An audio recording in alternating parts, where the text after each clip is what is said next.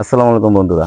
52 ভাষা আন্দোলন এবং ৭১-এর মুক্তিযুদ্ধে আমি দেখিনি। দেখেছি ২০২৪ সালের এই ভয়াবহ সংঘর্ষ।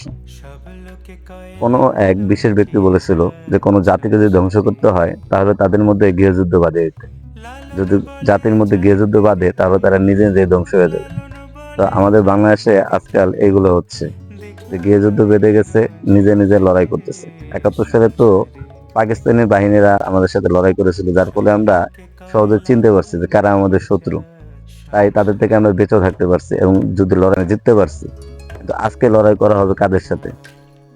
দুই পক্ষই আমাদের বাঙালি ভাইয়েরা। সুতরাং কে বন্ধু কে শত্রু কোনোটাই চেনা যাচ্ছে না। আর এই লড়াইতে সবচাইতে বেশি ক্ষতির সম্মুখীন হচ্ছে আমাদের মতো সাধারণ পাবলিকেরা, সাধারণ জনগণ যারা আছে তারা। গতকাল আমি এবং আমার কিছু কলিগ মিলে সাভার যাওয়ার চেষ্টা করেছিলাম। তো যাওয়ার পথে দেখি যে কোনো এক রাস্তায় আগুন ধরে গেছে।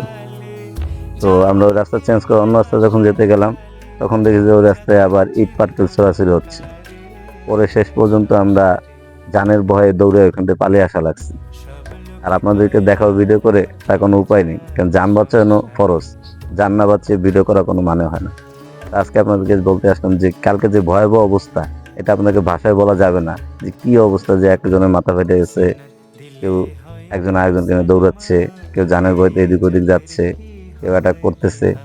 তো এইরকম যদি চলতে থাকে ধীরে ধীরে কি হবে, জীবন মানে ক্ষতি হবে, জিনিসপত্রের দাম বেড়ে যাবে, ছাত্রছাত্রীরা তাদের পড়ালেখার পরিবেশ হারাবে, যার ফলে কি দেশের পড়ালেখার হার কমে যাবে।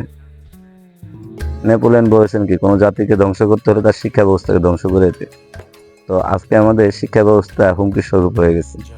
তারপরে যারা সাধারণ ওয়ার্কার আছে, মিল ফ্যাক্টরিতে কাজ করে, এই মিল ফ্যাক্টরিগুলো বন্ধ হয়ে যাচ্ছে ধীরে ধীরে, যার ফলে এরা কাজ করার সুযোগ পাচ্ছে না। এদেরও তো পরিবার আছে, এদেরও তো খেয়ে বাঁচতে হবে। এই চাকরি যদি না থাকে, কাজ যদি না থাকে, এরা স্যালারি পাবে কোথা থেকে, টাকা পাবে কোথা থেকে, যার ফলে এদেরও খুব সমস্যা হচ্ছে। সরকারের কাছে আমার বিনীত আবেদন যে আপনি দ্রুত এই ঝামেলা থেকে আমাদেরকে মুক্ত করুন।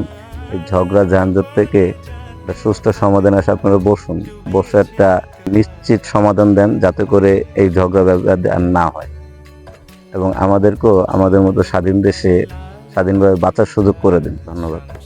ভিডিওটা গত 21 তারিখে করা হয়েছিল, নেট সমস্যার কারণে আজকে ছাড়া হলো।